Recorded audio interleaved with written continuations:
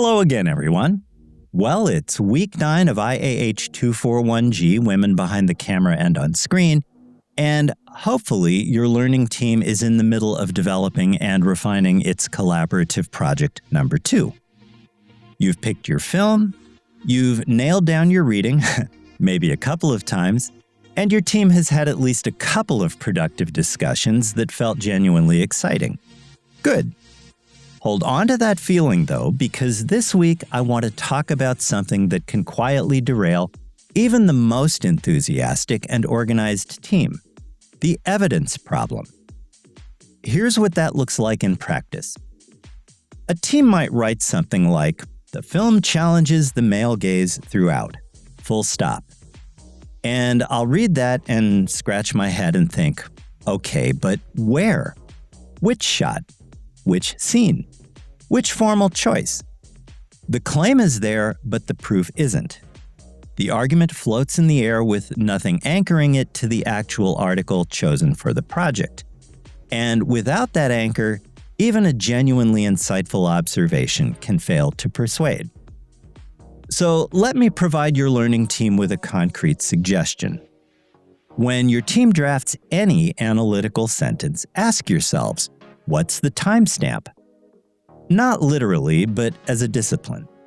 Here's what I mean.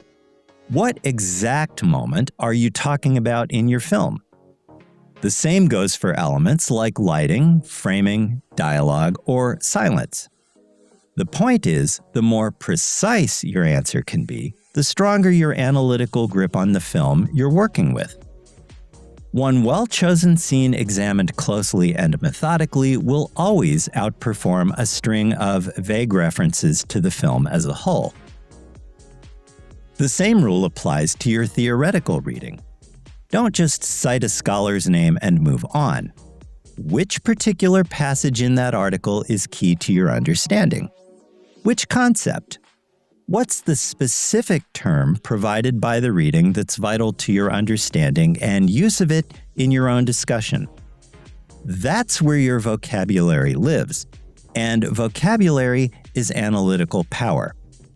When your team can name what it's seeing, using the language of your chosen theoretical framework, your collaborative analysis becomes sharper right away.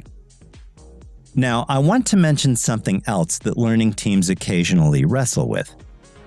You've built a case, your theoretical lens more or less fits your film, and it all feels reasonably coherent. But then you notice a scene that doesn't quite cooperate. Maybe the film does something that your analysis can't account for. Maybe a choice the director makes actually undermines the feminist framework you've been applying. Now, your instinct might be to skip over that and pretend you didn't notice. But that uncomfortable moment of recognition is worth a closer look because it's where your actual argument lives. The scenes where your theoretical lens strains, where the film pushes back, where things get complicated, those aren't evidence that your analytical approach is necessarily wrong. It's proof that you're thinking critically about your materials.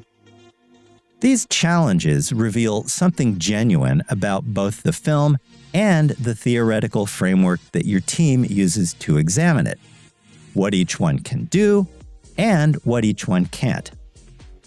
Acknowledging and exploring that tension is what separates superficial discussion from deeper analysis that genuinely tests a theoretical lens. Keep in mind that the strongest projects don't always tie everything together with a pretty bow on top. On the contrary, they show that a team was honest enough to sit with that difficulty and thoughtful enough to learn from it. So here's what your learning team needs to do this week, week 9. Go back to your materials. Look for potential trouble spots where things don't dovetail nicely together. Discuss that particular feature in detail. That's the move that turns a reasonably competent project into one that exceeds expectations. Here's a helpful suggestion. Schedule a session with a tutor in the Writing Center on the 3rd floor of Bessie Hall for assistance with refining your claim and related support. Tutors can do much more than just correct grammar and spelling errors. They can help you become more careful and complex thinkers as you revise your work. Okay, everyone, that'll do it for now. Thanks for joining me yet again in the Collaborative Café, and I'll see you in class at the start of week 10 for a work session where you can add the finishing touches to your second team project. I'm looking forward to it, and I'll see you then. Bye for now.